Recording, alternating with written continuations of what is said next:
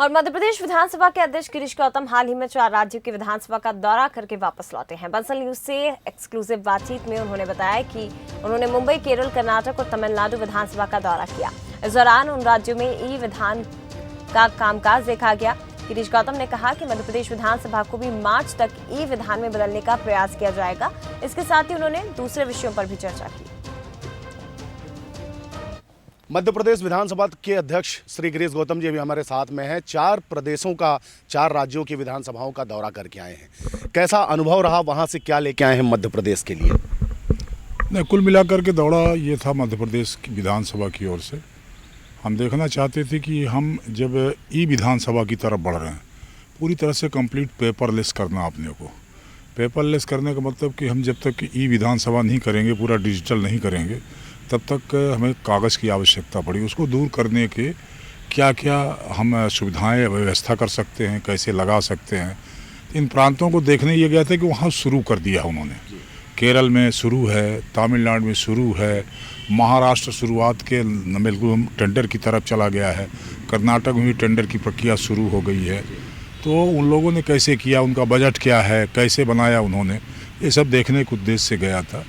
तो हमारे लोक लेखा समिति के चेयरमैन थे और कमेटियों के चेयरमैन थे। इस तरह से अब सब जा करके देख करके आए हैं और उसको फाइनल करके अभी रिपोर्ट प्रस्तुत होगी। कल या परसों मुख्यमंत्री से मिलने के बाद अपन ये प्रयास करेंगे कि हम भी मार्च वाली विधानसभा में उसका काम शुरू कर सकें, ये प्रयास है। जो आपके भीतर का ये अनुशासन है और आपके भीतर का जो ये कॉन्फिडेंस है कि मैं देखता हूं कि 70 वर्ष की उम्र में आप साइकिल यात्रा करते हैं और इसके बाद मध्य प्रदेश विधानसभा के तमाम वो काम निपटाने के साथ ही और अन्य राज्यों का दौरा करने के साथ ही और क्षेत्र में भी उसी तरीके से बने हुए हैं। मैं जब भी देखता हूँ, आप जिस भी दिन रीवा में रहते हैं तो सुबह से और शाम तक आपका कार्यक्रम आज भी इसी तरीके का कार्यक्रम बना हुआ है।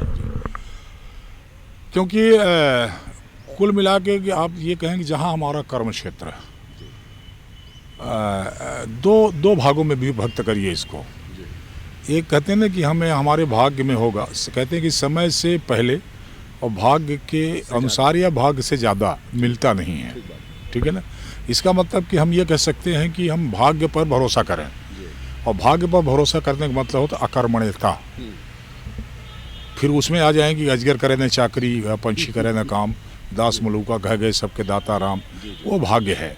भाग्य हमको तभी मिलेगा जब हम कर्म करेंगे, क्योंकि गीता में भी है कर्मण्याधिकारस्ते मा फलेषु कदाचित्। तो कर्म क्या, मैं जब इसको विवरणित करता हूँ तो मुझे ऐसा लगता है कि हमें घी मिलना है, ये हमारे भाग्य में है। तो घी मिलने के लिए हमें कर्म करना पड़ेगा, दूध दूहना पड़ेगा, गर्म करना पड़ेगा, उसको पकाना पड़ेगा, दही बनाना पड़ेगा, मंथन करना पड़ेगा, उसको हम वो निकालेंगे, मक्खन निकालेंगे, और फिर गर्म करके वो जब घी बनेगा तब वो हमारी ताकत वाला, हमारी ऊर्जा वाला, हमारी शक्ति वाला, हमारी बौद्धिक शक्ति, हमारी सारी शक्ति प्राप्त करने वाला घी हमको प्राप्त होगा। तो हमें कर्म करना चाहिए। और जिस विधानसभा से हम लोग चुने जाते, जनता हमका विधानसभा में भेजती है, उसको हम अपना एक ये कह सकते गर्भनाल मानते हैं।